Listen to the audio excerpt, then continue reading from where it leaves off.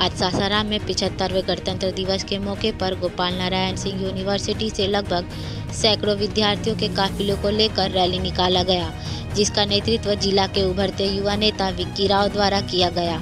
इस रैली में अंकित पाठक, अभिषेक पाठक, शशि यादव, अभिमन्यु मौर्य, रंजन मेहता और अंकित मौर्य ने नियंत्रक के रूप में शामिल होकर रैली को सफल बनाने में सहायता प्रदान की। इस रैली का उद्देश्य सामाजिक, आर्थिक, जातीय व राजनीतिक मतभेद को समाप्त करना था। इस रैली के द्वारा युवाओं ने एकता की ओर पहला कदम बढ़ाकर इस अभियान का शंखनाद किया।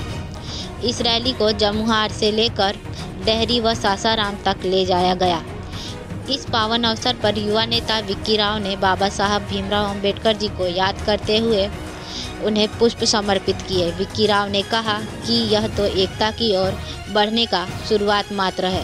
देश के अंदर से भेदभाव मिटाने के लिए हम आगे भी इसी प्रकार प्रयास करते रहेंगे। सिर्फ हमारे तरफ से रैली नहीं निकाला गया है। आज गणतंत्र दिवस है और 75वां गणतंत्र दिवस है और जमुहार के सारे स्टूडेंट्स, हर कास्ट के स्टूडेंट थे। इन रैली निकालने का मेन मकसद था कि जो आपसी जात पात का भेदभाव था उसको मिटाना है, और सिर्फ जात पात का भेदभाव उस स्तर से सामाजिक भेदभाव नहीं मिटाना था, इसको राजनीतिक स्तर पर भी भेदभाव मिटाना है और मानसिक स्तर पर भी भेदभाव मिटाना है। इस उद्देश्य के साथ हम गांव-गांव भी भ्रमण करके आए हैं, लोगों को जागरूक किए हैं।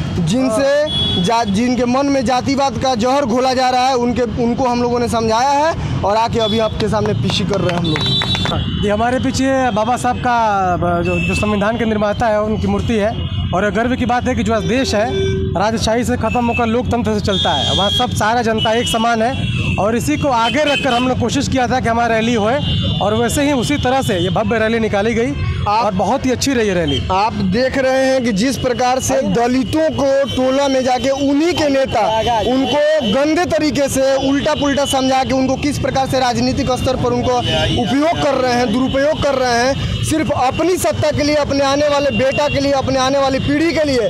आज भी वो मानसिक गुलाम है। ये लोग जात पात के नाम पर सामान्य जाति वर्सेस लोअर कास्ट की जहर घोलते हैं और क्या करते हैं, इसका फ़ायदा उनको चुनाव में मिलता है। वो तो ऊपर उठ जाते हैं, लेकिन वो लोग हर साल वहीं के वहीं रहते हैं, उसी झोपड़पट्टी में रहते हैं, वहीं के खाना, वहीं सोना, वहीं रहना, वहीं बैठना।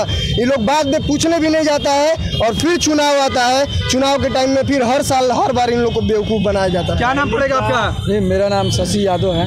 क्या कहना चाहते हैं? आज आप लोग भव्य और युवा मोर्चा की तरफ से युवा लोग हैं, आप लोग का क्या उद्देश्य है आज? देखिए, हमारा मेन उद्देश्य यही है कि जो समाज है इससे जात पात का जितना भी है सब खत्म होना चाहिए। जात पात नहीं होना चाहिए, समाज में जात पात खत्म करना है। हमारे युवा जितने भी युवा हमारे निकाले थे रैली, ये सब लोग अलग अलग वर्ग से आने वाले हैं, कोई एक जाति का नहीं है। जात पात से आज़ादी मेन है। आज गणतंत्र दिवस है, बाबा भीमराव अंबेडकर हमारे हैं, इनको हम लोग साक्षी मानकर आज यही शपथ लेते हैं कि जात पात अपने समाज से हम लोग खत्म करेंगे। जिस प्रकार से लोकल नेताओं ने हमारे समाज को गुर्बत बनाया है, बेवकूफ बनाया है।